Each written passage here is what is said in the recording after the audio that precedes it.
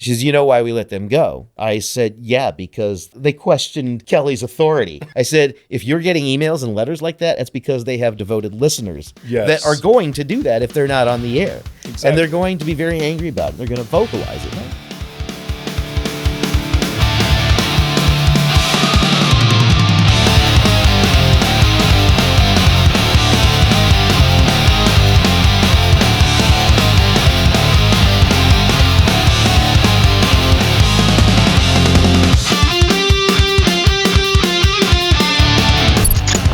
Hey, welcome to Sunken Press. It's me, Corey Davenport, your local shit poster extraordinaire.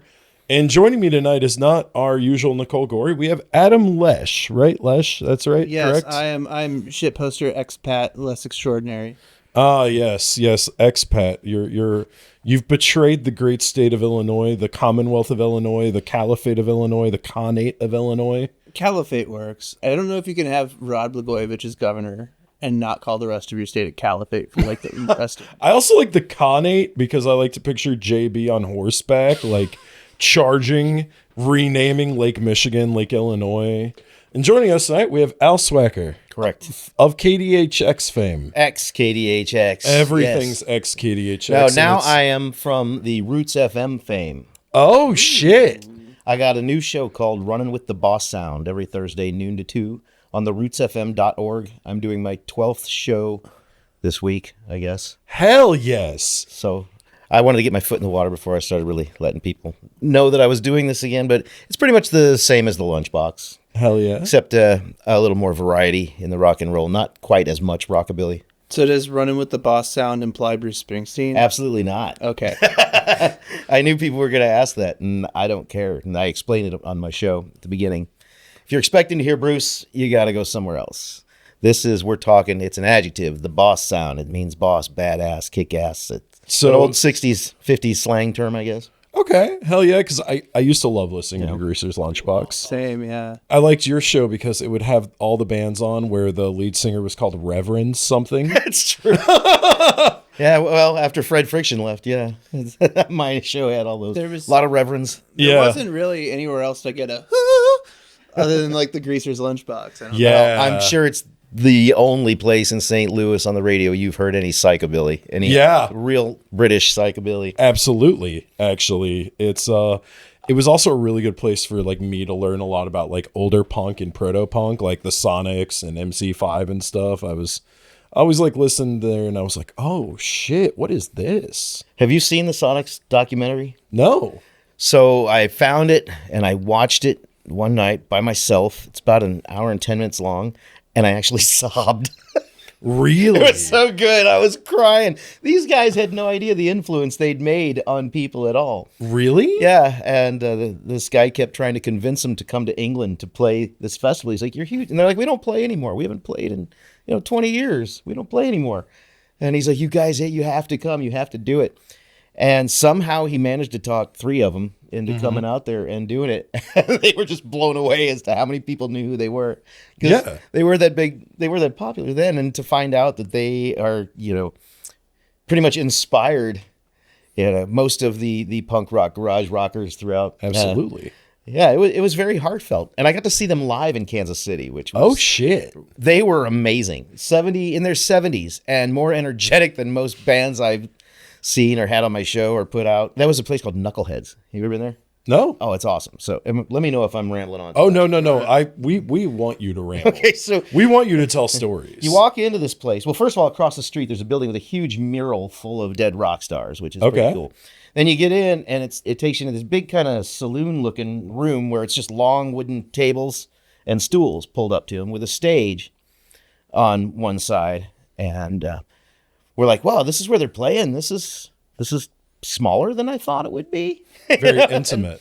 Then they go, all right, we're going to open up the doors for seating. And they have these big garage doors in the back. They pull up, and there's a whole stadium seating out there. There's seats up on the roof and this huge stage. And I was like, well, this place is really cool. So, and then the Sonics came out and just blew my mind. And so then I came home and I saw the Flaming Groovies were coming to hell Plush. yeah. And I'm like, oh, yeah. The Sonics were great. These guys are going to kill it. And I think they played for about 20 minutes. It took them 15 of those minutes to make sure their guitars were in tune. They're leaning up against the post or sitting down to play their set.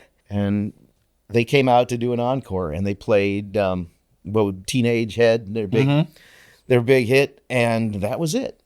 It was 24 minutes of them looking like they were resting and trying to stay awake. They couldn't figure out how to tune their And guitars. the Sonics were like bopping. Yeah, the Sonics were amazing. So I really had high expectations for the Flamin' Groovies too. Especially, and this is a band that went, from the psychedelic San Francisco scene to the pub rock scene in England, then the punk rock scene in England, and then they pretty much infiltrated every rock and roll scene that there is. And to see them looking like they just really didn't want to be there was so sad. It makes me think of when I saw X at Blueberry Hill. Oh, hell yeah. And this was right around the time that Billy Zoom had gotten diagnosed with cancer, so he wasn't going to be on the tour. I was at that show. Yeah. Me and my girlfriend at the time were thinking, like, do we even want to go without Billy Zoom there? And we went, and we were wrong. I guess they got their guitars from the 90s to fill in when Billy had left the band for a while. I was like right up front, and this belligerently drunk girl just knocking over everyone in her way. And X scene, like, first of all, they're bringing the heat. I don't think they've played at a venue that intimate in a long time, I would imagine. And they've already got everyone hyped up. And X scene, in the heat of the moment, leans down to this girl and just wrenches her purse off of her body, digs the keys. She's just not singing. Right. They're just playing around it. Digs through her purse and finds her keys and just like throws her purse off the stage and goes, honey, and just throws her keys behind the drum kit. That sounds my about right. God. Yeah. You're not driving home tonight. Yeah. Yeah, that's a good way to care about your crowd. Yeah, it is. I go to fancy boy concerts now like a fucking prick. It's all there really is anymore. I used to go to basement punk shows. That's why I love the Sinkhole. It's like Yeah. The Sinkhole's basement. awesome. Yeah. So I good. do love the Sinkhole. I have yet to play there. I love CBGB. That's probably my favorite venue in the city, which it doesn't feel like a basement. And this is a very David Byrne argument of me. But I like that CBGB is basically a hallway. So, like, you have all the foot traffic because, like, it's punks. They don't work 9 to 5. They're all working on South Grand. So they just wander in after work. And that space is built such that it makes, like, 20 people look like 50. Back in the 80s, it used to be across the street, across from the Phillips 66, where I think Urban Lounge was there for a while when I used to do karaoke a few years back. Anyhow, you made me think of this because I was thinking about how much I love Alton.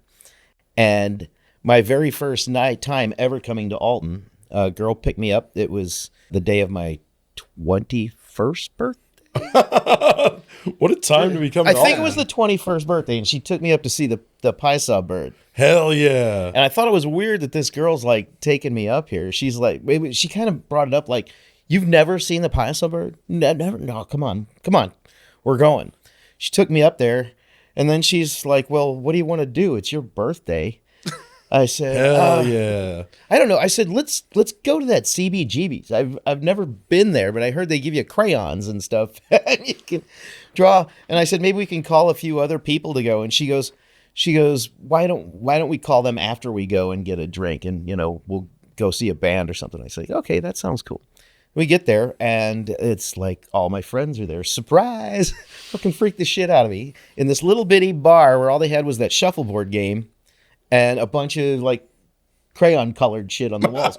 So my first time at CBGB's was the same night as my first time in Alton. That's wonderful. Yeah, that's a fun great night. story. Yeah, like So- God, Alton is such a fucking weird town. Like, I and love it. It's perfect for the kind of vibe that like you had. Like the Greasers Lunchbox, and I haven't listened to the new show yet. Like, tell me about like what you're spinning on that a little bit. Oh, so this one's a little different. I have to break out all my old CDs. So it's a lot of fun looking at all the stuff that I haven't played in 15, 20 years and stuff that just playing stuff that I listen to at home a lot rather than trying to seek out things for people to play. I mean, I'm still doing that, but not as much as I used to with the Lunchbox, I guess. It's more fun just to play what I like instead of, shilling for those guys. Having a theme is Yeah, I have total autonomy. That's what's awesome. Yeah. And And you didn't have that at KDHX? I had somewhat autonomy, but not complete autonomy. Especially in the beginning, they wanted me to be rockabilly, strictly rockabilly, and I kept throwing in punk rock stuff. And I don't know if you know who Bev Hacker is. She was the executive director at the time. Every week after my show for the first year, you can't play that song on the air. Why not? What's wrong with it? One was a song off a Trip Daddy's album called Lake Union Pub, which I actually wrote.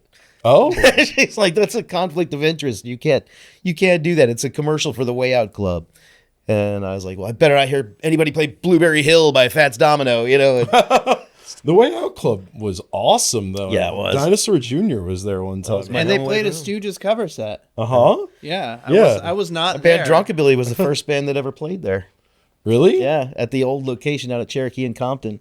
I had just moved back from Seattle, and I wanted to find a kind of create a scene. And I put on this show at Kummel's downtown. Just a bunch of local band friends, the Saws family and stuff. And I mean, that was where I came from. That's where I made my bones. And so all of our bands and our side projects, basically, I booked, and then my friends were coming in from Seattle, Bristol. And so I rented this place, and I put on this show, and I met this girl who said her dad's opening up this club. And I was like, oh, that sounds awesome. So I went to meet her the next day, and it was Dana Putnam, Bob's daughter. And we had just played a show at Bernard's when it was on the landing. Never been there. The woman that was working the door there said that there was a new club opening up. She thinks we'd be perfect to be the opener for it. She said she thinks it's just what they're looking for.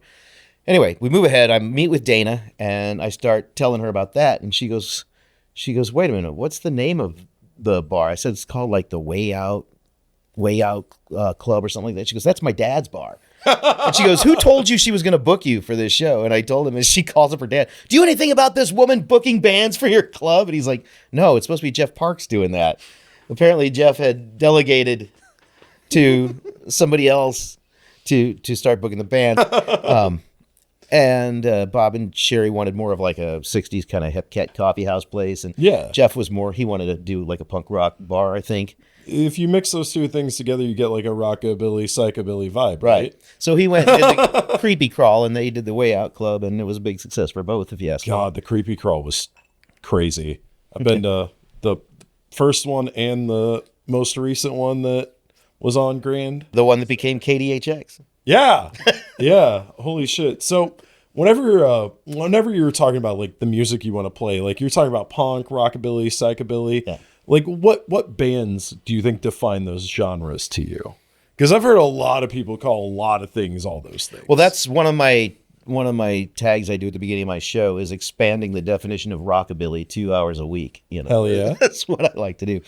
I pretty much call it anything that rocks, and I really like everything, but I like things that are more underground, maybe things that people don't know about bands. Yeah. Or I like the family trees, all the intermingling of the different musicians.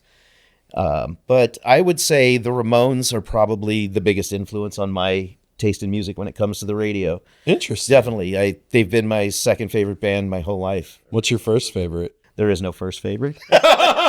I can't choose one. The Damned, my second favorite band of all time. What about the Buzzcocks? I see you wearing the polo. Yeah, I just went and I got to see Steve Diggle down doing Buzzcocks at Do you like Red the Soft Flag. Boys? I love the Soft Boys. I'm a big fan of Robin Hitchcock. I love Like, anything British pretty much. yeah? From 69. Well, we'll say 1960. I just made a big playlist of, I named it Is This Pop? Off the XTC song This Is Pop. Uh-huh. And I just finished watching that Beatles anthology. Basically just re-released what they showed back in 98 when they did it. So you're not Beatle haters. I know love a the lot of Beatles. people I love who the go Beatles. way too into music are Beatle haters. No, I'm also not I'm a going Beatle on the hater. record and saying I love the Beatles. Me too. I also I mean, love if it the wasn't Beatles. for the Beatles, we wouldn't have anything that came afterwards, really. If we did, it would be much different, I believe. Yeah. I have read every biography and autobiography of rock stars born between like 1940 and 1970, and they all every bring up one of them Beatles. says they did what they did because of the Beatles. The older ones would say Elvis, but the key moment in me deciding that like I wanted to pick up an instrument was, and I had heard the song a million times before, but for whatever reason, on one particular day, I just heard Paperback Writer differently than I had. And That's what I did through watching this whole anthology. Every song now is different than it was before I watched this thing. And it made me realize, like, oh, these are not like supernatural guys.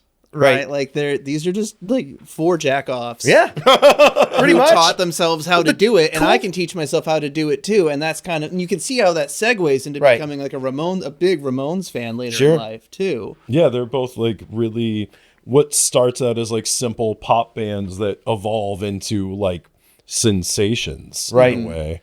Well, and even listening to Revolver, like I was listening to that. I've been on a kick lately. I can tell. Yeah, and I was listening to Revolver not too long ago, and I like listening to like She Said or Tomorrow Never Knows, and still after one chord. Yeah, after so many years in music and in playing and recording and things, and just listening to that and being like, what the fuck is that sound?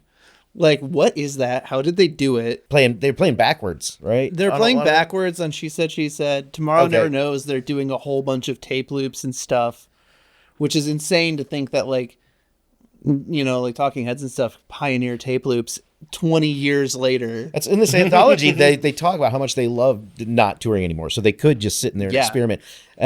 Who's their record company at the time? EMI or something? EMI. Was flipping out because they're like, we can't release this album of stuff. And George Martin's, telling them they're worried. And John Lennon says, people are going to buy it. We're the fucking Beatles. Yeah, we're the Beatles. It's like they're going to buy it no matter what we put out. Or I heard about a knockdown, drag-out fight where I think Paul punched John over this one. This could be apocryphal, but because they got in an argument because John Lennon made Revolution 9 and wanted to make it a single. And Paul McCartney was like, do not put this, like, he didn't want it on the record at all. Right. Have you read Lemmy's book, White Line Fever? No, but I love Lemmy. All right, that was another thing that made me realize people in America have a very big misconception about the Beatles and the Stones. Yeah. Over here, the Stones have this kind of street thug kind of attitude about them, and the Beatles were all mama's boys, right? Mm-hmm. The good boys. Well, Lemmy says, are you fucking kidding me? He says, the Stones were rich kids from London that all went to art school, or to university. And he said, the Beatles were from Liverpool. It was a docking town. He goes, you did not go home one night in northern England in towns like Manchester or Blackpool or Liverpool without a black eye or a missing tooth. He said these guys knew how to survive. There's that photo from when they were making their first album. George Harrison's like, 8 years old making this thing? Like, he's really young. And there's a photo of him in that session with a black eye. Because the day before was around the time that they had just like swapped out Pete Best for Ringo, and people were like going to their shows chanting like Ringo never, Pete forever, and George just got like sick of it and started beating the shit. That was in the anthology, yeah. And just like went to the recording session with a black eye. I love Ringo. Octopus's Garden fucks. Oh, yeah. It fucks. Underrated drummer too. I was also, under the impression that when they disbanded that they all hated each other. And they're saying, no, not at all. We're just sick of each other. Yeah. He goes, we spent every fucking day together for 10 years. Jesus. Just being ushered from one room to another with 1,000 people taking pictures of our smiling faces. It's like, we had no privacy. Suck. That's why they stopped touring. They couldn't even hear themselves on stage. They had to have explored each other's bodies, right? You do enough acid in a room with a harpsichord, God only knows what happens. Oh, you should. If you're not allowed to leave a hotel room for 3 months. Well, they actually had a whole floor to themselves. So, yeah. And according to Ronnie Spector, I just finished reading her autobiography. When she went to visit John Lennon when they came to New York, she said they had this really nice time, just kind of, sitting together, watching the skyline out the hotel window. And then all these people came in and said, all right, everybody's got to go. She's got to go. And he's like, she doesn't have to go. She's with me. And he's like, you're going to have to do this in a different room. And so all this press go in this next room, and she's curious as to what's going on in there, And he goes, you don't want to see it. Let's just take you home. You don't want to see it. And she goes, no, I do want to see it. And he goes, okay. He opens the door, and it's like, they're filming like roadies and road crew having sex with prostitutes on this bed in this room. And she looks at it and she goes, you're right, I don't want to watch this. So there's like secret Beatles fuck tapes just laying around? Yeah. Yeah. This isn't about the Beatles, but I did hear once that Iggy Pop got in a 3-way with Slash and then busted on Slash's leg. I heard that was it that he gave the clap to... I think it was the other way around. Nico gave it to him. Nico gave it the to clap. him. There it is. Yeah, I remember. Yeah. I read about that in Please Kill Me. Yeah. And Ron Ash, and he was like, my dick burns. And Ron Ashton's like, well, whip it out, pal. Let's see what's going on. And like green goo was coming out of it. And Ron Ashton's like, oh, buddy, you got the clap. My mom did that for one of my friends one time. Just whipped his dick out? No, yes. So my friend was, I was staying at my mom's house at this nowhere place called Milton, which is not anywhere in Alton. It's like up past Calhoun in the nowhere zone, right? So my friend, crazy Scabby Weaver, had just banged this diner waitress. And the next day, like, I wake up on the floor of the kitchen because he had taken my bedroom to bang this diner woman. Mm-hmm. And he like just whips it out to my mom and goes, what's wrong with it? And my mom just takes like one look and goes, oh, baby, you got scabies. And I'm like, whoa, what the fuck? And she's like, oh, you probably had that before she came here. You might want to tell her about it, though. She probably got scabies now. Who's fucking the Oh goat? my God, we just went full circle. Yeah. So, yeah. Oh, the damned, yeah. Yeah. The damn. All right. I was making this playlist on Spotify Yeah. after watching this Beatles anthology, and there was a song they played on there, and I thought, that sounds like fucking XTC. So I YouTube search XTC and watched this little half-hour documentary to see that was Andy Partridge was heavily influenced by the Beatles. They were like, and all of a sudden I started listening to all my XTC records that night, and I'm like, man. So the playlist I was putting together was called Is This Pop? And I put a bunch of Beatles, XTC, and then a whole bunch of other Brit pop bands that sound like they were very influenced by it on this playlist. And I played it at Fraser's when I was working, and I quizzed people. Is it the Beatles, XTC, or somebody else? And a lot of people couldn't tell. Holy shit. You would not believe how many people said XTC was the Beatles. Most people don't like listen to music. Right. Like you go in depth. Like you're like, I've read this book. I watched this half-hour documentary about XTC once I watched this Beatles anthology, and my ass is over here like, oh man, I think the last time I watched like a music documentary was about the Louisville emo hardcore scene in the 80s, and it was the band Slint. Yeah, I was watching not too long ago. No, actually, it was about 2 years ago. I just don't have track of time. Time isn't real. Yeah, no, it's not. It's fake. I found apparently there's a new Devo documentary out that I haven't seen. I got to see them last summer.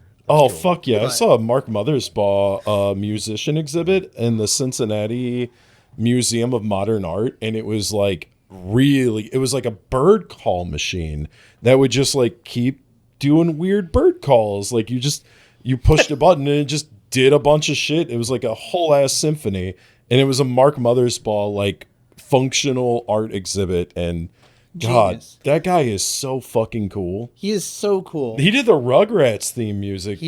Yeah. One of Mark Mothersbaugh's first solo albums is called Music for Insomniacs. I've listened to it. Yeah, and you can hear on Music for Insomniacs that like, oh, this is like you're workshopping the Rugrats sound on this whole album. 1000%. No, that's a really fun album actually. I really appreciate them. I was watching. There was one that came out in like the 90s, I guess.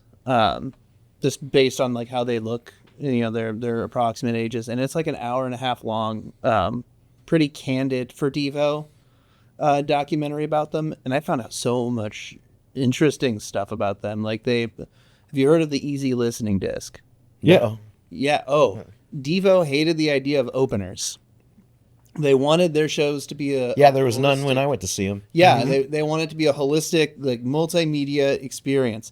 I don't know if they still do this, but the easy listening disc is 4 hours of them doing Muzak versions of their own songs that they would put on in the background of the venue, so that even when you walk in, you don't have to hear another band.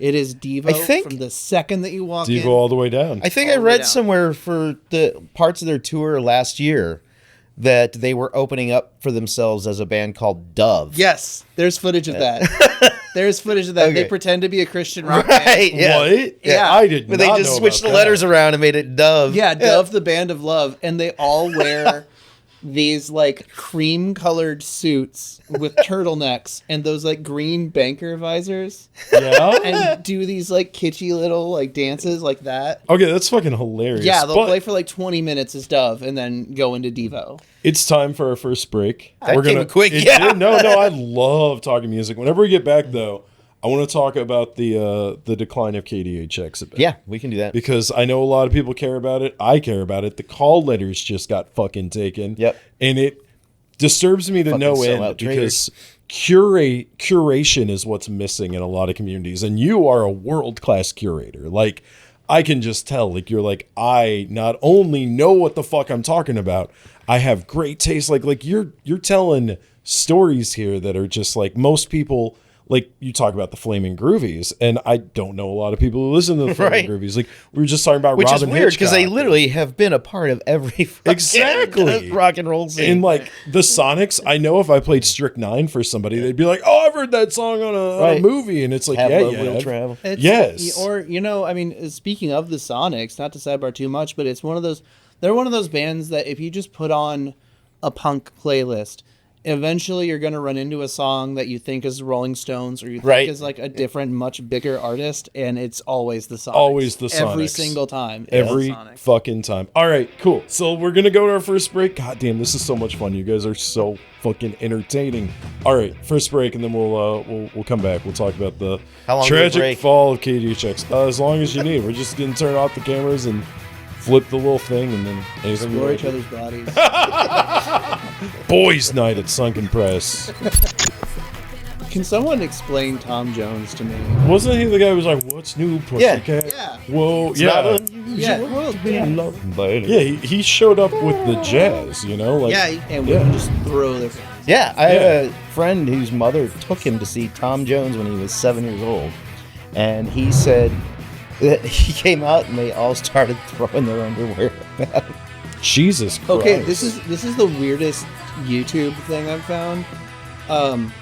The Cardigans covering "Burning Down the House" with Tom Jones on guest vocal. It works. Have you seen the live at Daryl's? Like, some really interesting 2000s indie bands just go to Daryl Hall's house and jam out with him.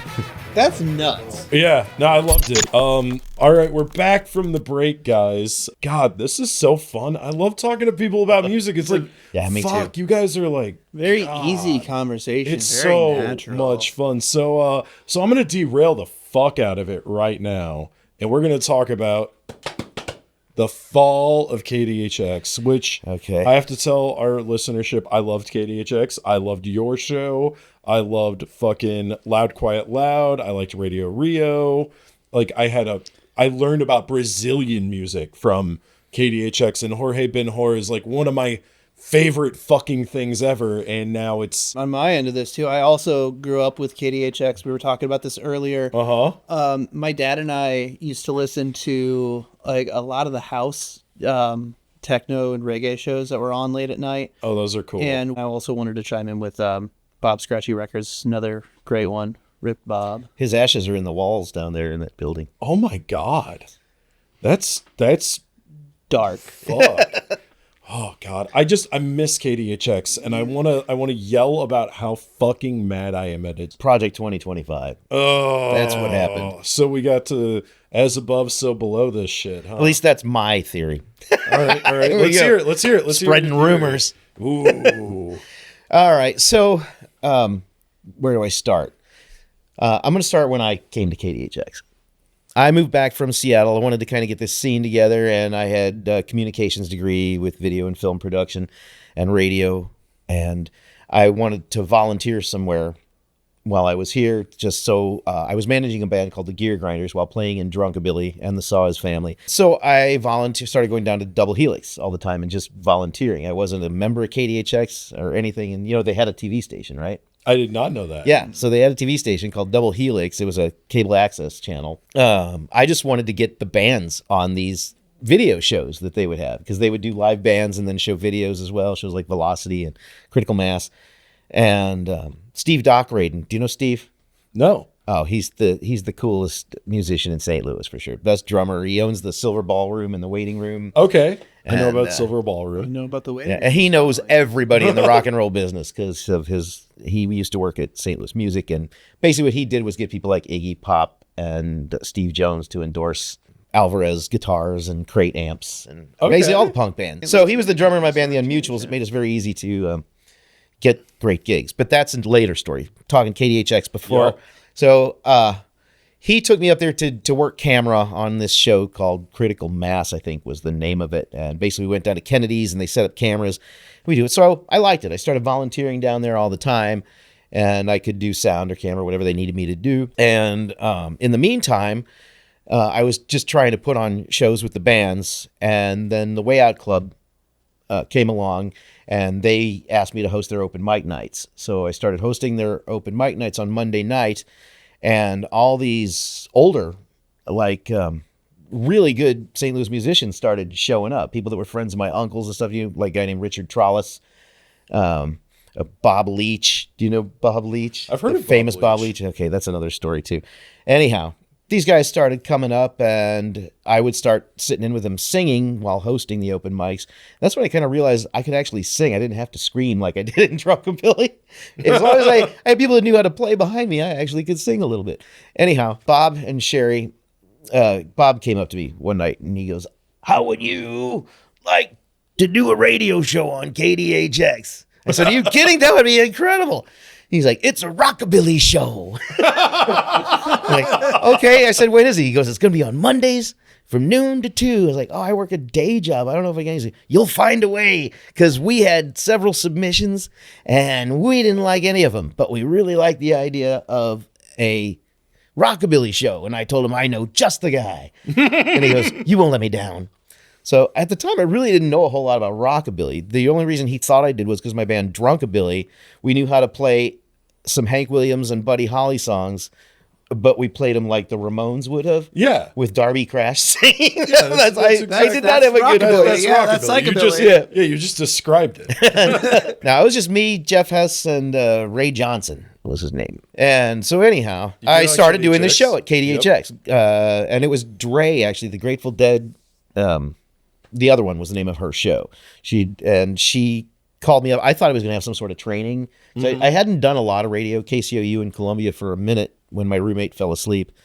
And no training. She just called me up, said, your show starts Monday.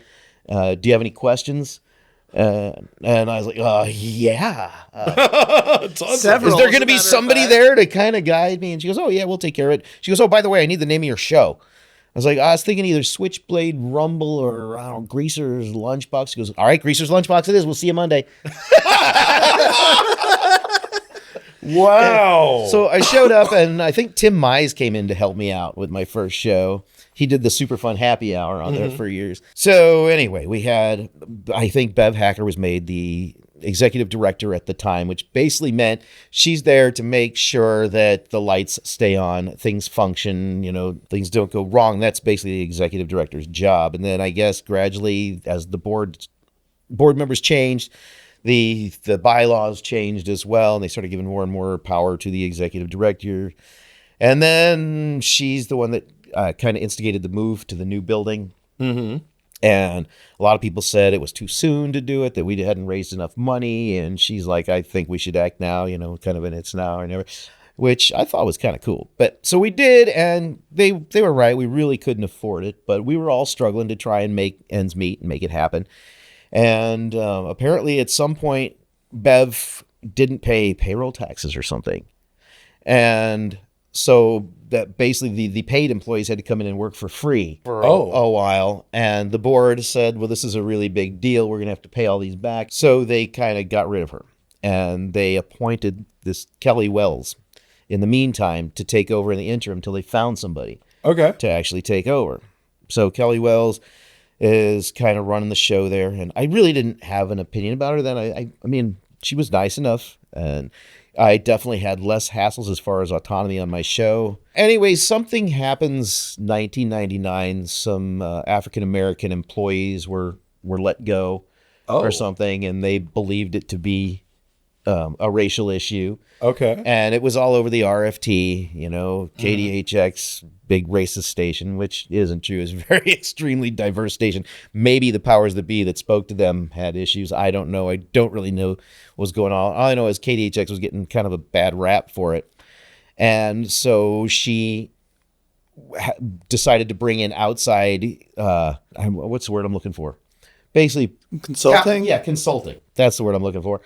And they're supposed to have this DEI, racial sensitivity training. Everybody was open to it, but we're pretty sure it was her that needed it. And apparently nothing ever really became of it. I don't know. Whatever. It was like to show the public that, hey, look, we're not who they're saying we are. Then COVID came.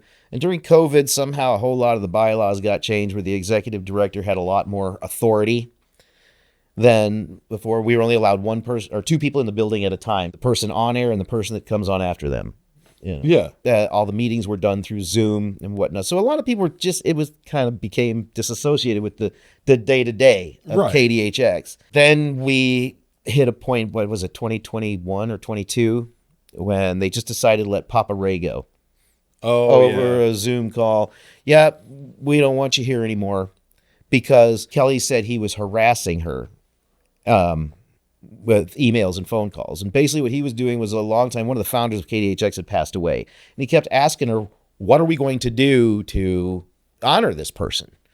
And would never get a straight answer. And it's like 6 months go by and he's not getting an answer. So he's, we have to honor this guy. John McHenry, I believe was his name. We have to honor this man. And then after the show, she goes, oh yeah, you're no longer needed on KDHX. Oh my God. So then we're all going, wait a minute, she doesn't have the authority to take somebody away from their job. There's a volunteer position. She doesn't have this authority. And apparently somehow the bylaws got changed, so she did. See, they used to have committees. Okay. The program committee would decide who had a show, when they had a show, and if they were done with their show, But during her tenure, they got rid of all the committees. And it was pretty much her making the decisions, I suppose. Well, people were like, you can't do that. A lot of the KDHX DJs, Dre being one of them, and Andy Coco, were very vocal about how they felt about it. In fact, all of them were. We all were, saying you can't do that. So then summertime comes and Dre and Andy Coco both lose their shows. And we were all getting called into meetings to talk to people. And Andrea Dunn was one of the people that called me into the meeting to talk to her. She says, you know why we let them go? And I said, yeah, because they tried to, they questioned Kelly's authority, basically.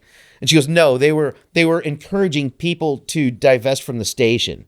They were trying to take money out of our pockets. And I said, oh, they absolutely were not. I said, they're really good friends of mine. I said, if you're getting emails and letters like that, it's because they have devoted listeners that are going to do that if they're not on the air. Exactly. And they're going to be very angry about it. They're going to vocalize it. And I told this straight to her. And I said, you're not going to lie to me about that. I said, I'm friends with them. I read all their Facebook posts, and never once have they told people not to contribute money to KDHX. And I said, so, whatever this is that's going on here, I like my show. I want to keep doing my show. And I said, but I don't like what's happening here. So I kept my mouth shut. And then we got the pledge drive coming up. And I think it was the Friday morning of the first day of a week-long pledge drive. They announced that 13 DJs have been dismissed from their shows. Oh my God. One of them being Rich Reese, a very good friend of mine who was on before me, the Pop the Beat Bubble Burst. So he was kind of my Thursday therapist. I'd come in after traffic and having nobody to speak politics with all week long. I get in there and just him and I would go to town. And we're almost up to date here. So 13 people got fired, and we've got this pledge drive going on. And I hear Art Dwyer the next day rips up his KDHX contract. He says, I'm done, I'm gone. And Ital tore up his on the air. And so we had this big meeting on Tuesday, the associate members, which are all the DJs, the volunteers and stuff, which we've been trying to put this together all summer long. And Gary Pearson, the president of the board of directors, says only he can call a meeting, and he wouldn't do it. So we called our own meeting, and all the DJs showed up. And what we were doing was we found out that during COVID, we were supposed to have 3 representatives on the board of directors, and we only had 1. Or we had 2, but one hadn't been heard from in a long time. So basically what we were doing, voting out the people that weren't showing up, that didn't have our interests, and voting in people that did. And we went through this, and during the meeting, Gary Pearson bursts in. Yeah, stop this meeting. This meeting's illegal. I'm the president of KDHX. Karen House was kind of chairing the meeting, and then Matt Heater was sitting behind me, this old hippie with his beard. He goes, "You're out of order, Gary." and then he started to talk again, and then Karen slams the gavel. She goes, "Gary, you're out of order." And she's the official chairperson, so she has to say it. And once again, he's like, "I can't be out of order because this meeting's illegal. You're out of order, Gary." She goes, "Anybody want to make a motion for Gary to speak?" 72 people in this room, not one of them raised their hand. It was fucking crickets. Oh, shit. And she goes, going once, going twice. She goes, "Okay, Gary, you'll have your turn later." Back to the business. Now, they were all invited to this meeting. The board, Kelly Wells, they declined going. They were afraid for their safety. What? Because they're afraid of a bunch of old hippies or what, going to jump them? You know, what the fuck? The public was getting riled up now because there's all these stories in the RFT about what's going on. And they are not, God, Gary and RFT Kelly too. are not looking good. Oh yeah, after they fired everybody, they went on the air to try and explain what they were doing. It had to be the worst 2 hours of radio ever put out there. It was these two just praising each other and how great they are and how people are just going to have to learn that we're changing, but we're changing for the better. You know, and they're lying about that these DJs were fired because they weren't on board with the DEI standards, which is complete bullshit. Wait, so they're painting the people they fired as racist? Right. Because that's they were deflecting from when they were called racists. Oh, back. They just think that everyone who listens to KDHX is a fucking idiot. Yes, they do. How can you listen to any of those shows and come away being like 72 of these people are racists? Right. Like, Well, not to mention 30-40% of them were foreign, different colors, different genders, different, transgender. I mean, every walk of life was in that DJ group. And so anyway, this all happened beforehand. As DJ, I got an email from them saying that there's an illegal meeting being held by the associates. If you plan on going, just know that nothing that happens there will be official. It's like, oh, yeah, they're losing me here big time. So I went in to this meeting, and we're all deciding, are we going to stick with this? Are we going to keep going? Poor Dr. Jeff was like, just torn. Dr. He's Jeff. like, I don't want to lose my show, but I can't deal with this. He used to be a board member as well. So he's watching this whole thing deteriorate right in front of his eyes. And that had to be heartbreaking for y'all. Like, all of us putting so much work and effort into like building and curating this independent local radio station just to watch like one or two people fuck it all up. Right. God damn. It's really strange hearing it in this context from your point of view, because like I remember this all happening, and I remember listening to these broadcasts, and from the perspective of a listener, it seems, and it is something that happens over the course of years, but it's not until you're a few years removed from that you realize how short 2 years actually is, right? Like how instantaneous this change felt terrible. truly It was. is. Because it felt like it took forever. This meeting, he comes in and he's got these two goons with him too. So I told you, they were all invited. This was everybody involved with KDHX was invited to this thing, but they put, they even told them, when they said that they couldn't guarantee their safety, they said, no, we've hired 3 security guards. They have one for the front door and one for the back door and one for the crowd. And apparently Gary tried to sneak in through the back door when he got there. And he said, you have to go in through the front door and sign in. He says, I'm the president of KDHX. And he goes, I was told Gary Pearson or Kelly Wells have to go in through the front door and sign in like everybody else. Well, he didn't want to sign in. Apparently he got in an argument trying to get in. We were all inside, didn't see any of this going on. Trying to get in, and just kind of burst his way in with his 2 goons. I am the president of KDHX. I'm like, no, you're the president of the board of directors of the Double Helix Corporation. You are not the president of KDHX. Anyway, instead of staying and listening, which is he was invited to do, or participate, he left with his 2 goons. Apparently he went down to the bar next door and met up with Kelly Wells, and they sat and got drunk. That's what I've heard. Did the goons get drunk? I don't know. They didn't mention the goons. You gotta keep your goons sober. Yeah. Yeah, like I've been a goon keeper a few times, and I mean that in the old way, not the new way. Yeah. But no. Who is it? Goons. Hired goons. I like my goons sharp. I've definitely had goons before do goon work, and Yeah. you like, it depends. Like if you're worried that the DJs are gonna come get you at the bar, you keep your goons sober. But if like you got to keep one goon sober at least to drive. You got to have the driving goon. You got to have the muscle goon. Sometimes you got to have the procurement goon. Like You got to have a goon that's just drunk enough to do some damage. exactly. Like I like to think about goon keeping as like a pyramid scheme where I'm a mafia boss. Okay, so this man is getting drunk at this bar. Right. KDHX just We're had having a our meeting. We vote out all of these board members, and we vote in 3 new ones that all came up. You know, we had different candidates come up and say their piece and say what they would do, and we all asked them questions. Love a good candidate forum. It was good. So then, we found out that the board's not going to accept it, that this meeting doesn't work at all. So we sued them.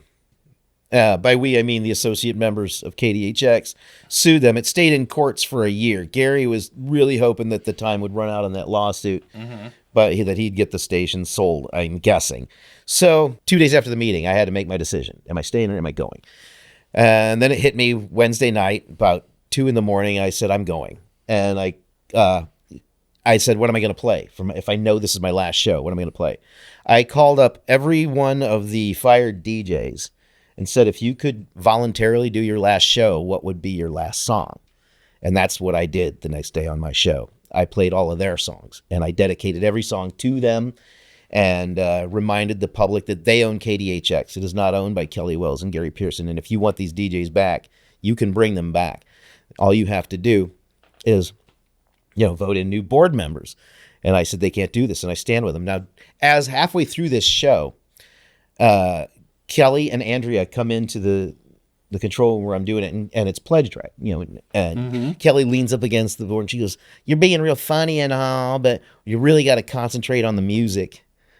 I just kind of looked at her. I'm like, have you been listening to anything I've said or played today? And she goes, oh God, you're quitting, aren't you? You're quitting. Now Andrea's standing in the doorway like this. Al, we don't want you to quit. Please don't quit. I said, I don't know what I'm going to do, but you two need to get the fuck out of here. Amen. And she said, okay. And walked out and came back, and I played How Do You Mend a Broken Heart by the Bee Gees, I think, and said that I stand with all of the KDHX DJs.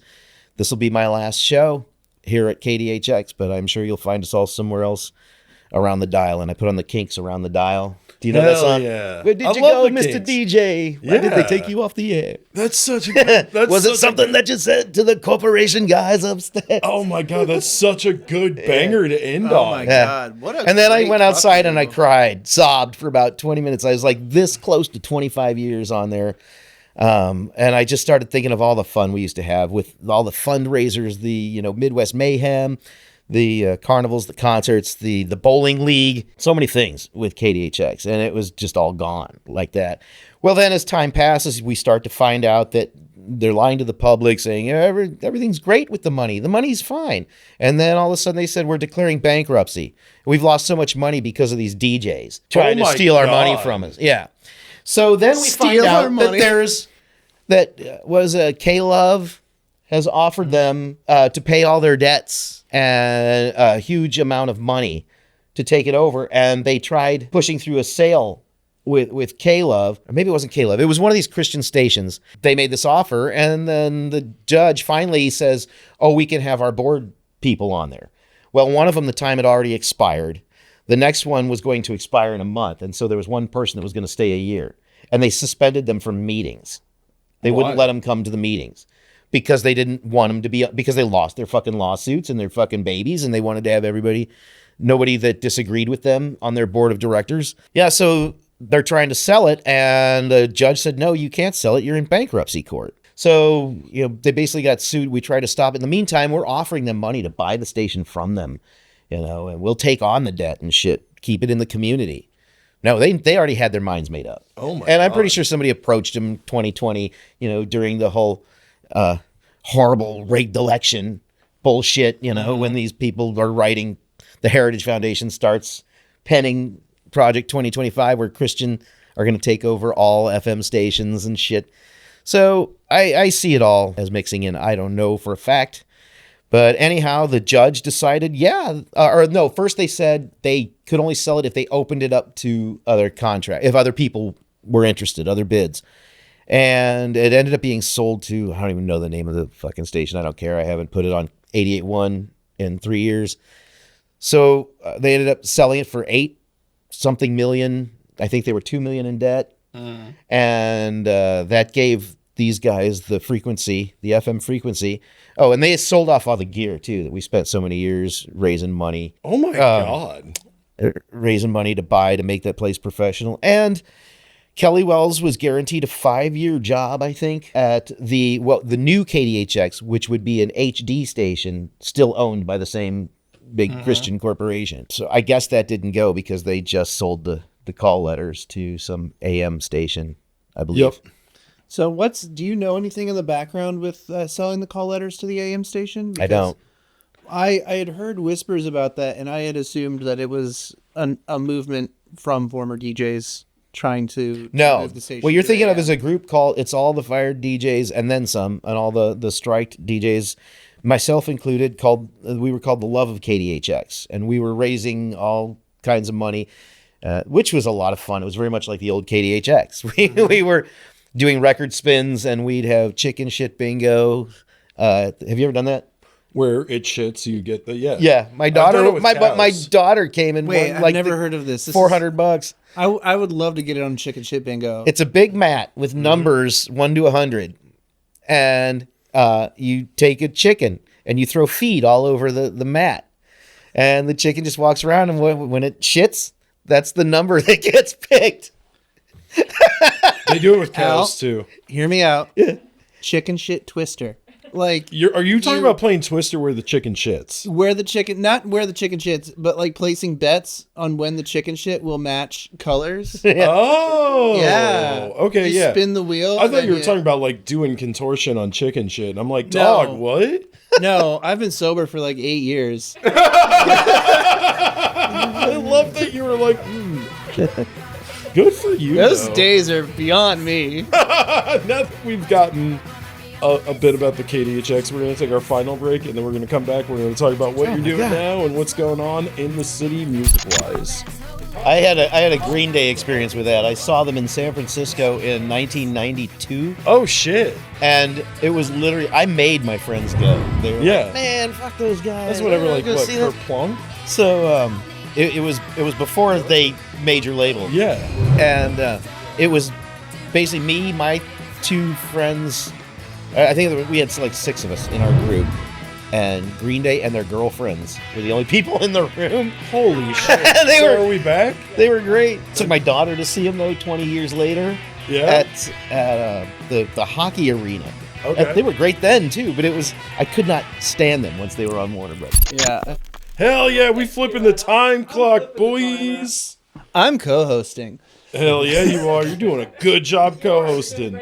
I don't even know what the fuck I'm doing here. I wandered up. Talking about the Stooges and stuff. Yeah, I was just like, oh shit, y'all talking about the Stooges? I love that shit. Yeah. Fuck yeah, dude. 1969, dog. Iggy Pop's one of the coolest people I've ever met. Coolest rock star. Oh, you've met Iggy Pop? I have. And it was pretty fun. My friend Mike Shelton, rest his soul, passed away on his way home. Him and his whole family killed in a car accident on their way back from Chicago from a Beatle Fest where he had just met Pete Best. My friend Craig was with them, and Craig stayed behind for breakfast, asked Mike and his family if they wanted to eat breakfast with him. They said, no, we're going to head home. So they left, and then Craig's stuck in traffic coming home, and he calls me, and he's like, there's a really bad accident. We're all sitting here, and he's like, I hope it's not Mike. I'm like, oh, what are the odds of that? Too fucking high. So Mike Shelton used to come over to our Crazy Beats practice, which was another rockabilly band I was in. Mm-hmm. And this place, Craig had, he had the coolest, probably still does, rock and roll basement. 50s memorabilia. He had his punk rock room. He had his hippie room. And there were guitars everywhere hanging on the walls and shit. So anyway, Mike Shelton used to come and hang out at all of our practices all the time. This dude, and he would talk about how he used to do drugs with Johnny Thunders and with Hell yeah. and with Iggy and the Stooges. And he said when he lived in L.A., that's when they were in L.A. and they became good friends. And they So that's like the worst time to Yeah, be palling exactly. around with the Stooges. And they were, yeah, he said they were pretty close, but he hadn't talked to him in a while. And so Iggy Pop came to the pageant. I think it was the Beat 'em Up tour. And it's the one where he invited everyone up on stage, and all the B&D security were going crazy. Going, you can't do that. You can't do that. We go out afterwards, and there's probably, 60, 70 people standing out back with a little rope off to the tour bus. And everybody's standing there, and Mike's like, you want to meet him? And I was like, I don't want to stand in that crowd. He goes, nah, follow me.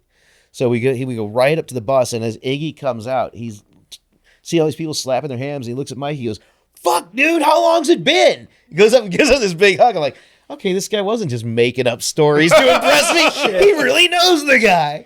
And so I got my leather jacket with me and my paint pen, and he goes, give me a minute. I'm going to go I got to go put a shirt on. He was shirtless, of course. And sweat. He's like, saw Iggy Pop with a shirt on? I got to go change. Yeah, and he's only like this much taller than me, but he's got a really big head. Yeah. And then tiny. he goes in the bus, and he comes back out, and he's shaking Mike's hand and stuff. He goes, this is my friend Al. He plays you on the radio. I said, dude, I've been a fan as long as I can remember. And he goes, cool. He goes, call me Jim, man. Any friend of Mike's is a friend of mine. And I said, I hate to, fanboy out on you, but could you sign my jacket for me? And he goes, sure. Where do you want it? I said, where everyone can see it. So he takes the sleeve, and he drew flames up the sleeve and then signed his name, Iggy Pop, on it. And we stood out there and chatted for about 10 minutes. And then he's like, Mike, I don't want to be rude, but I really probably should say hi to all these other people out here too. He was so nice. And then Steve, my drummer in the Unmutuals, who's now in Jeffy and the Sunken Heads, which I was wondering if you guys have heard them yet. I have not. So, I've heard of them, I think. yeah. Are they But I fun? just thought that with the name of your Sunken program, Press? yeah, Yeah. you should have the Sunken Heads on here. I'd love to. I want to do more music stuff because St. Louis is so just, there's everything here. There's all genres are in St. Louis. Right. You can't cut it in this scene and only listen to like one kind of music. You No. can't. No, not at all. Yeah, so Jeff Hess, he's he was another KDHX DJ. Started with his show Psych Out, where I got to interview Hazel Atkins on that show. Oh shit. Which was a lot of fun. We jammed with him all night. So Jeff, we started in a band called Bone Orchard years ago, like 1989. It was my first band, and I had a drummer friend, Tom Delgado, and then my buddy Sean Haley, who was in Laughing Stock with Tim Mize. I was like, he plays guitar. He's been wanting to start a band, and Sean's like, dude, I know a bass player. So we all got together, and that's how I met Jeff Hess. And this band lasted about 6 months. We played 2 shows, I think, and then we played another party at 367. We opened up. There's like 9 bands with, I think Jawbreaker was the headliner. Oh shit. And I think Helmet played that show. Oh my god. Maybe Helmet canceled, but the Dazzling Killman, Okay. They fuck. Yeah. the Dreadfinks rebanded for this. They were an old South County band, Lindbergh High School guys, and they rebanded to play this show, but they needed a bass player. So Jeff Hess, our bass player, they asked him, so he left us to go with them like 2 weeks before the show. Oh. So I didn't know how to play an instrument at the time, really. I mean, I kind of had some drum lessons and shit, and I had fucked around on guitars before. But I guess this was about the time I was trying to teach myself acoustic guitar. Mm-hmm. And my buddy Sean goes, you're now the bass player and the singer. And he brings a bass to practice. And we ended up moving. We used to practice out at my buddy Louie's house, which was the Saw's family house. We ended up moving into my grandma's house in Rock Hill down into the basement. And we didn't have a mic stand, so I had to hang the microphone from the rafters. So I basically had to rewrite our whole set because I couldn't play the songs that we were doing. I didn't know how to play them. So I was like, the only way I'm going to pull this off is if I just, play and make up words while we're going, which is what we did. We did almost a whole new set in like 2 weeks. Oh fuck yeah. So the Dreadfakes decide they're not going to play the show. So Jeff Hess comes back and he's like, I'm not going to come crawling back, but can I watch you guys practice at least? We're like, sure. So we went and practiced, and he sits there. He's like, fuck, I left the band, and you guys got good.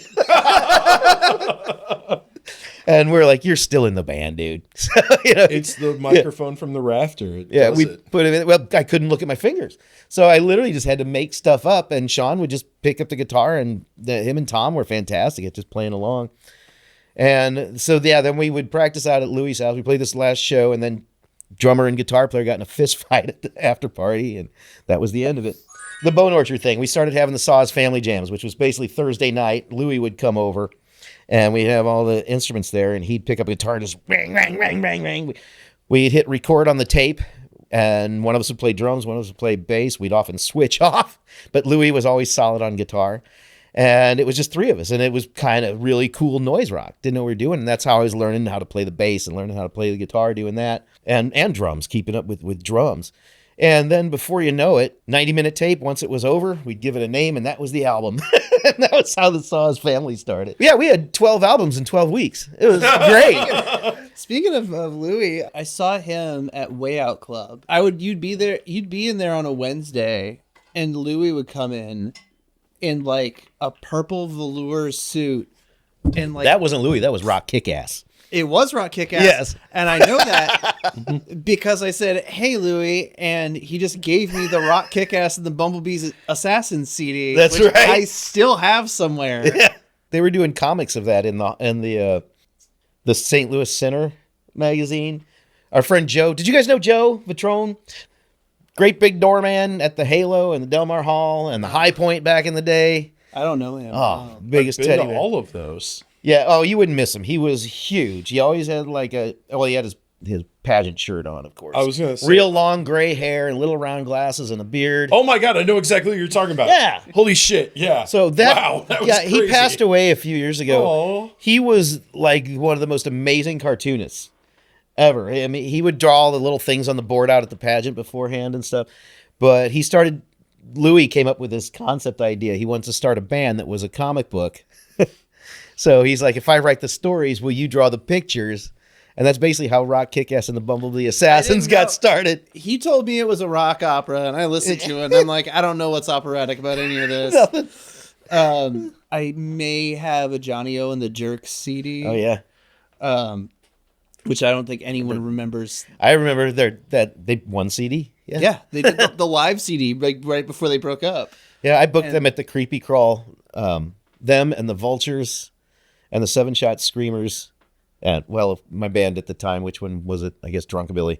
I remember the bartenders saying how it's kind of nice to have, like, rockabilly in here instead. I'm like, these are just punk bands playing, like, rock and roll songs, you know? Every time, I don't know if I'm allowed to do this. I guess we can clip it if need be, but every time I find someone, like, especially now that I live up north, anyone who knows Clownvis, Oh, yeah. I'll be like, this is what he looks like.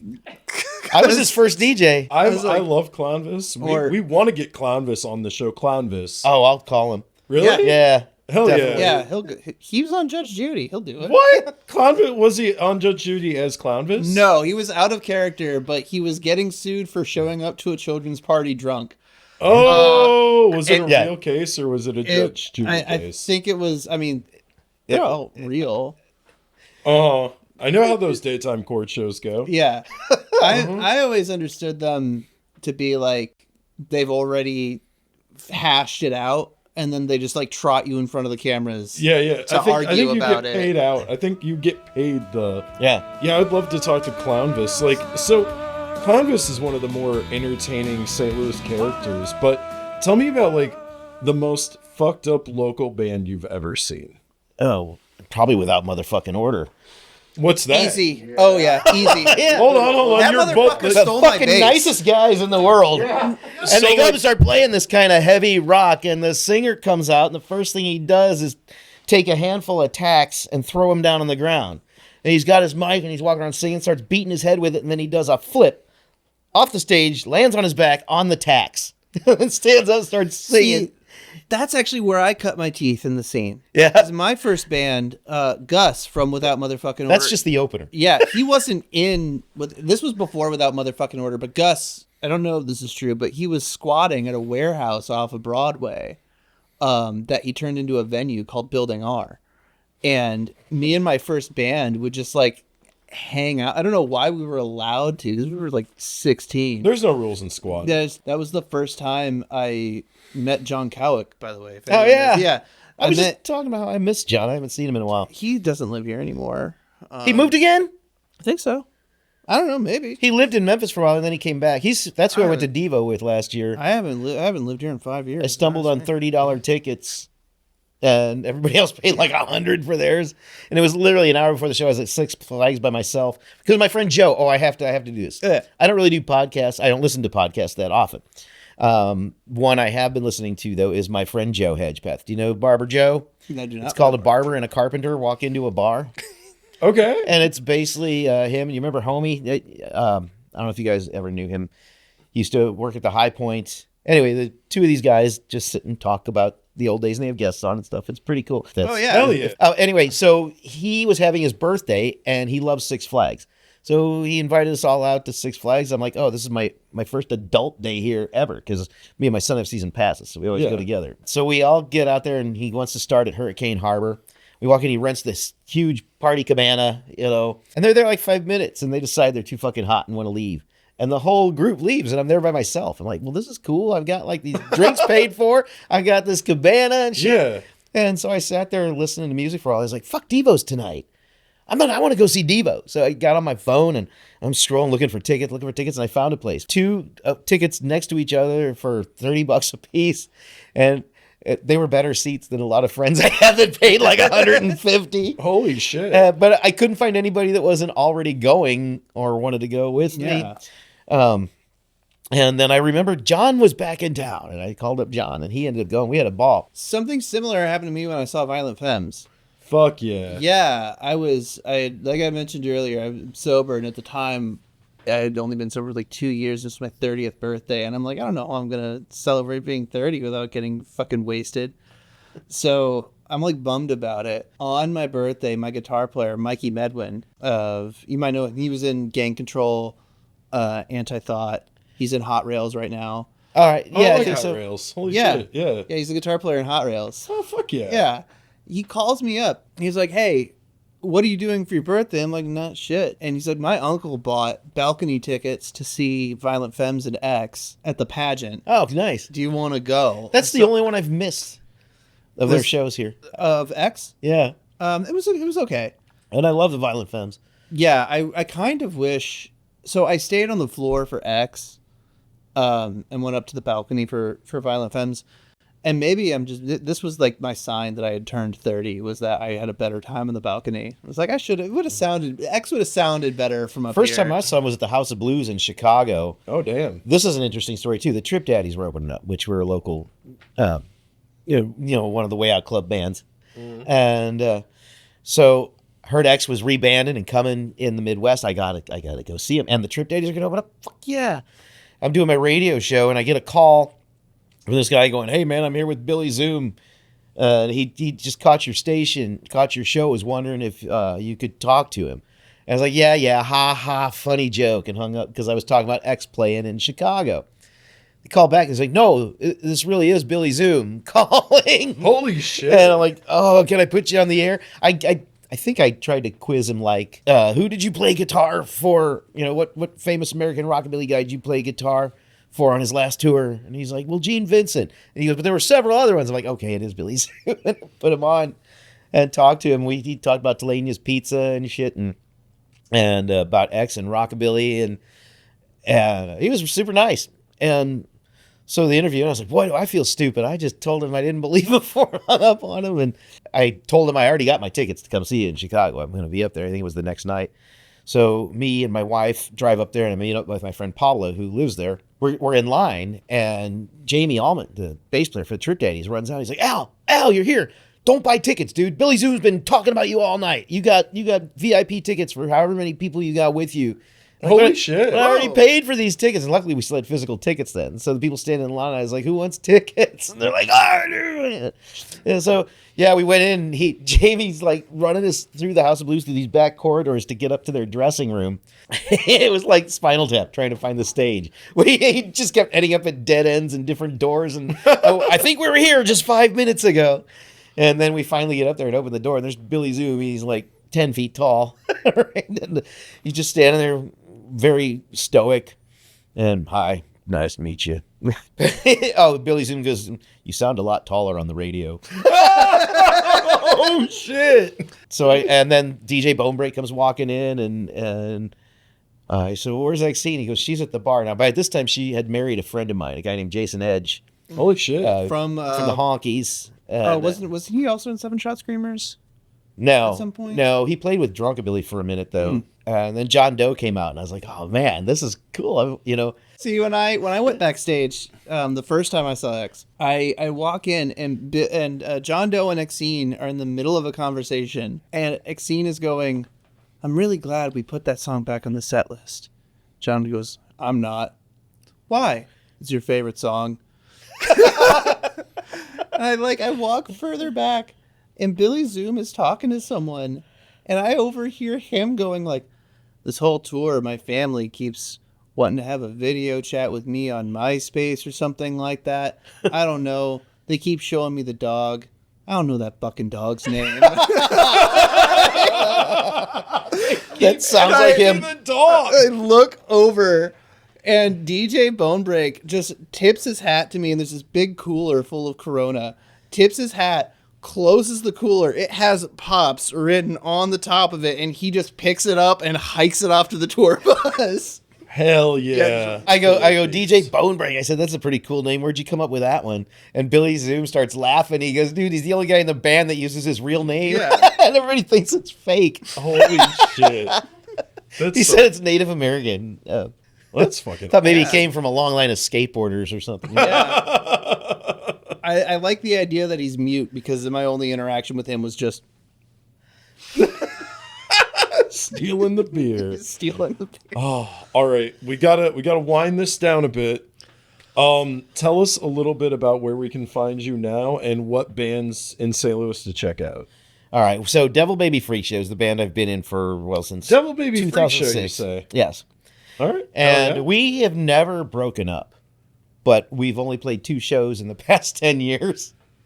And when we can get together, we do. We came back for this really cool show. Our friend Lisa McMichael passed away. I don't know if you guys knew Lisa. And we played her memorial show, her celebration of life show. And it was all going really good. It was a great show. So we decided we were going to stay. Our trumpet player had quit earlier. And so we finally found a new trumpet player, and she's fantastic. And then after we finished this show, I'm like, well, let's book another show. So I booked another one for the Scum Fest, I think it was. And we played at Platypus. But it was like, oh, yeah. It was like almost a year away from the other show. And our drummer said he didn't want to do it anymore. But, please don't stop because of me. So then we got Grady, who was my drummer in my Ramones tribute band that I was in for 7 years, called We're a Happy Family. And that was the only time I've ever played Pops, was in that band. That was fun. And so Grady came and played with us, and he was amazing. Now we had this really great drummer, and we're practicing over at my buddy Louie's house. Saw his family.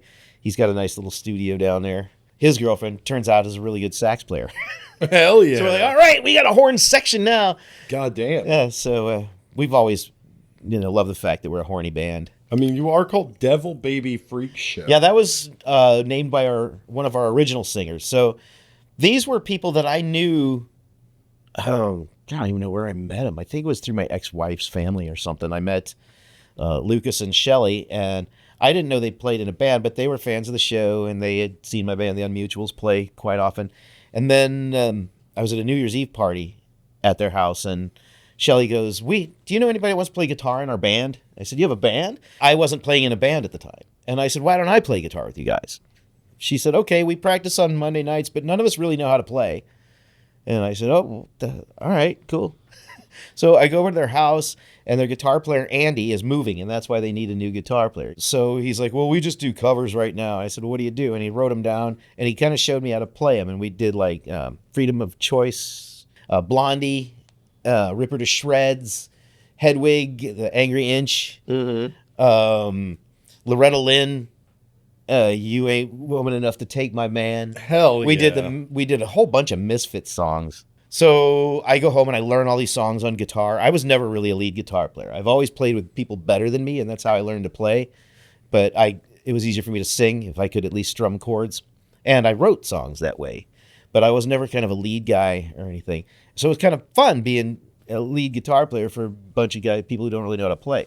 So the lineup is this guitar player that I'm replacing. Then there's the drummer, his brother, Josh. And Shelley was a singer, and Becky was a singer. And then Lucas, who was Shelley's boyfriend at the time. Now they're married. They've been married for a while now. And and Albert, the trumpet player. And the short guy is very stoic and calm and picks it up. And we probably would not have been able to carry on without him because he made us sound awesome. Hell yeah. So I show up the next week with, which song do you want to play first? Which song do you want to play first? And I'm like, let's do Rip Her to Shreds. I'm like, okay.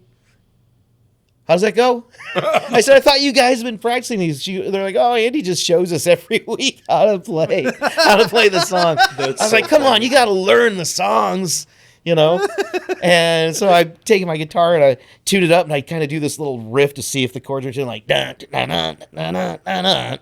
And Becky, the singer, goes, wait a minute, do that again. Like, dun, dun, dun, dun, dun, dun, dun. And she starts spouting off these words. And I go, what's that called? She goes, it's called Dumb Boys.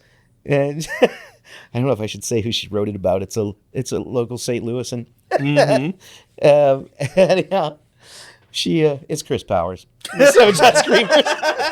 We can bleep that. But her and Shelley would work together and make up these words. I mean, specifically inspired by. We'll put it that way. Mm-hmm. And we wrote a song. I was like, this is what we need to do if I want to be in this band. So we started off doing these covers, and then one by one, I just kept coming up with these riffs, and Becky had these great lyrics, and Shelley started coming up with these great lyrics. And before you know, we started sounding pretty decent. And we played our first show, Halloween, at the Way Out Club in 2007, I believe it was. And I wore this rubber wolf man mask, and I couldn't breathe through the whole thing. But we sounded better than we ever had. I was like, I didn't even know we had this in us to sound like that. And it was actually Chris Powers at the end of the show comes up to me and goes, I didn't know you could play guitar like that, dude. I was like, I didn't either, man. And then we decided, well, we've got, half our sets covers, half of them are the originals. And the covers that we did were never like the originals. They were definitely our own style. And we went to record with Mario Veal at Penny Studios. Are you guys familiar with him? He's working in New York now. I would not be surprised if he doesn't end up being one of the biggest producers in the country. He was so good at what he did. We went in there in one day, and he had to record 6 people that really weren't all that professional or, know what we were doing. When he gave us the test back, I thought it was just going to be terrible, and I was like, this is fucking awesome. This band is incredible. And he just really knew how to mix the trumpet as dynamics for everything. Mm-hmm. And I just wished on this one song, God, I wish I had a guitar solo on that. And he's like, well, come on in. We'll do it. I'm not going to charge you to come in and do a few overdubs. And, yeah, we did it. So we decided this is the fucking album. It's gone. And then we're trying to figure out, and Andy had moved back. Where can we find this? So now we're a 7-piece. It's out of print. I think I have one copy at home. I keep finding the cover, but I can't find the CD, and it's driving me crazy. So it's not like on YouTube or Spotify or anything? Not yet. All right. So since we've been getting back together more frequently, I've been talking about, maybe starting a label, just a streaming label, stuff I can put out on Bandcamp and Spotify and shit like that. I'm kind of doing that anyway, but I only can do 2 artists. So I do Al Swacker solo and I put out the Unmutual stuff because we recorded an album with the Descendants, Stephen Egerton in 2005 that never got released because we broke up. And so I guess it was about 4 years ago. I called Jeff and Steve. Now Mark's dead. And so I said, hey, would you guys care if I released that? And they're like, no, go ahead. So I did. And now, are you guys familiar with Turk Records, Trouble in River City, Copper? Mm-hmm. No. He just put out a best of Unmutual stuff too, which is on Bandcamp. So I released this Unmutual stuff, and then I've been working on these demos, and I was just eager to put something out to hear myself on, one of these streaming sites. So I released a couple of the demos on there, and then I started putting out all old Drunkabilly recordings as Al Swacker featuring Drunkabilly, because I was always the member that in every lineup, kind of like Louis was with the Saw's Family, and Jeff was with the Gear Grinders. With the Saw, we all had our own side projects going on throughout the 90s. But I'd always book us as a package at shows at like Cicero's and the Way Out Club, definitely quite a bit. I miss all the clubs in St. Louis. Yeah, the High Point. There's not a lot of those anymore, are there? They're all gone, except there's the Sinkhole, Heavy Anchor, and Off Broadway. Yep. Yeah, and I think Marshmallow. Is where Foam used to be. Yeah. But Foo Bar's coming back. Yeah, Foo Bar's coming back. That's So that's something that I've noticed lately, and this isn't anything against the venue. I haven't been there, right? This isn't a dig. But I know that Red Flag was supposed to open up with Foo Bar, and they were both supposed to be open, and the pandemic put a huge wrench in that. I didn't know that. And my kind of fear is that, like, okay, well, now you have, like, Del Mar Hall, you have I like that place too. Red Flag. They're great, but they're too, I don't want to say they're too big, they're too mid-sized. Yeah. There aren't a lot of, like, No. cramped. There's no more way out clubs and High Creepy Point. Crawl, Mississippi Nights. And those are Mississippi as Nights. much a part of the ecosystem as the little ants, right? It's true. You know, you can't. Did you ever go to Deluxe when it was open? No. That was one of my favorite places to play. It had kind of a 50s, checkerboard diner floor with the big red upholstered booths and stuff. Yeah. My friend Suzanne owned it. Did anyone ever play El Lenador? Oh yeah, I love that place. I love it too. It's one of the strangest fucking places I've ever been in. Do you know El Lenador, Corey? No. Okay. Never been there. So this place, it's on Cherokee. Okay. And it was an open Mexican restaurant, but the building used to be a German restaurant, and they didn't take any of the shit off the walls. Hell yeah. Stained glass windows in it. Yeah, so they have the high German stained glass windows. Yeah, and then with like just, little Dutch maid cheersing with the guy in the lederhosen. On the and stained then glass. like an inflatable parrot hanging from the ceiling. I used to put on shows there. This was in, I guess, what was it, 2009, 2010, where it was Al Swacker versus Everett Dean. Do you guys know Everett Dean? No. Oh, yeah. He's an Elvis impersonator, but he's also his own artist. But now he's doing this thing, Elvis Meets the Beatles, where he's doing also this band called the Fab Lads. And these shows are pretty big. They play like, was it Rickman Auditorium out there in Fox and stuff. And so anyway, he was always, into his rockabilly thing, and I was more greaser, and he was more like, clean cut Elvis, More of like a teddy boy. Yeah, it was like I'm Gene Vincent, he's Elvis, So hell yeah. We put a band together. Well, I did. I just got these musicians to come over to my dad's house, and we wrote down a list of songs that we knew and liked. And I was like, so this is my idea. What we're gonna do is we're gonna kind of pit the audience against each other, rooting for us. Like some will root for me, some will root for you, and what we'll do is we'll trade off. Like you'll pick the ones I'm going to sing, and I'll have to pick the ones you're going to sing. And then and we'll do like little jabs at each other through the whole thing, like almost this comedy routine. Well, I do remember like he used to do shit like he'd go, here, it's your turn to sing. Let me get your mic. And he'd lower it all the way down and shit like that. And I brought out one of the big circus combs for his hair. That's like, oh, here's your toothbrush. And it's this big fucking toothbrush. You got to see his teeth and shit. And then you totally understand. I think like the last fun, really weird venue in the mid 2000s I went to was the Red Sea Underground.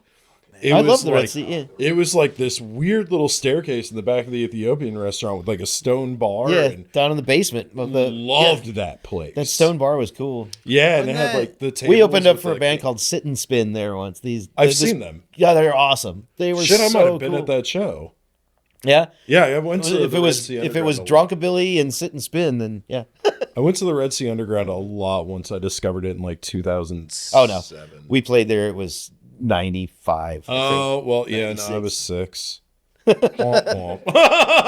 I'm an old fart, man. I'm going to be a grandpa next week. Hell yeah! Congratulations. I just became a substitute teacher, too. Oh, hell yeah. Those kids are going to have fun. What are you teaching? Those kids are animals, man. I just subbing for grade schools. Like, I was going to do that through Kelly Services, and then I got to the training and realized those kids are animals and just like would rather be unemployed. I didn't know what I was getting into, man. It all came about because my son, like, our subs are always yelling and they're so mean. I wish you were our teacher. And I was like, what? Why not? Look, all you need is so many college credit hours, and I've got a bachelor's degree, so I figured why not? Hell yeah. I love that. All right. Where can we find you? Tell us about where we can find more of your Me? stuff. Well, I've got like solo stuff scattered all over the streaming sites. Mm-hmm. You can find me at the Roots FM. That's therootsfm.org. Hell It comes yeah. with an app, but with the app, you can't listen to the archived shows. If you go to the website itself, you can listen to every show I've done. Hell yeah. And then I've got an email there, als@therootsfm.org. I got a Facebook account and an Instagram account, but I don't really do much on that except, throw out the occasional bitch rant about something. I do love me a good bitch rant. You love bitch rants. I am. You've gone pro. I don't. Facebook does pay me now, like about $100 to $200 a month, just to shit post, and I'm just like, oh, why are you giving me money for this? I'd be doing this for free. Yeah. I cannot wait until my shit posts are used against me in a secret military court. It's gonna be so good. Just gonna be like, hey, remember whenever you posted this? I'll be like, that was back before I quit doing kratom from the gas station. This is the sequel to A Few Good Men that we not only want but deserve. It's just me, obviously stoned, sitting there being like, yep, that was me. I did shitpost that. And Tom Cruise. You can't handle no truth. Wait, no, that was A Few Good Men. That's what I was. Yeah, that's what he said. Yeah. Oh my God, are you fucking kidding me? Yeah. I meant to say that was Jack Nicholson. Yeah. It wasn't. It was Jack Nicholson. We have to. Okay. We have to conclude. Oh, wait, Yeah. I have We must. Without motherfucking order. We forgot to tell you about how the singer would dump out the trash can full of baseball bats, tennis rackets, and shit, and invite the audience to come up and beat the shit out of him. So G.G. Allen behavior. Pretty much, yeah, but I heard he had a meltdown in Atlanta because he did too much acid before he went on and thought everyone was snakes. Everyone is snakes. yeah, he's kind of like a semi-professional wrestler. Okay, we're having one of those on actually tomorrow night. He's an artist named Itchy. Nice. Yeah. I just want to leave us all with a brief thought. Yeah. Taya Leone in Deep Impact Uh-huh. looks exactly like Tom Cruise in a wig. Well, there goes my whole evening. Yeah. Wow, look what you've done. Yeah, I guess that this was so much fun. I I don't want it to be over, honestly. Oh yeah, I know about the Falun Gong. They're fantastic. No, they're not. They're demonstrably not great. Listen. If it's wrong to keep people slaves to make them ballerinas, then I don't want to be right. Oh, thanks, Adam, for filling in and for alerting me that you're aware of the Falun Gong. It's my pleasure. If you start doing your exercises, your organs will be pure enough for the Chinese government to take. So it's really weird because I heard about the Falun Gong on a podcast, TrueAnon. Yep. And only after that, I realized in Milwaukee, there are Epic Times billboards. Yeah. So they've rented out billboards for the Epic Times, and they have Falun Gong people doing like Tai Chi in the park with literature and stuff, trying to get people to join the Falun Gong. Oh, yeehaw, man. Yeah, like there's like a presence. Hell yeah. This is the second episode with anti-G propaganda. Yeah. Yeah, we already talked about Chinese meat poodles, and now we're here with the Falun Gong. All right, don't After join talking the about Falun Gong. Al's, after talking about Al's bands, that Yeah. sounds like one of his. Chinese meat poodle. I want to do an all-male Go-Go's tribute band and call it the Brogos. Oh, I'm fucking in. I want to call something Brogert. Brogert. Brogert. I know exactly what you want to call Brogert. It's not what you think. That's exactly what you think. It's not what you think. It's semen. Not what you thought at all. See, I got you. Yeah, it's completely out of left field. Yeah, out of left field. You would never have expected that coming. I was expecting Greek yogurt This is why my wife won't let me have a monkey. because you'll just spank it all day. It's because I want to give it a bunch of drugs and convince it I'm God. Create my own Falun Gong. All right, that's it.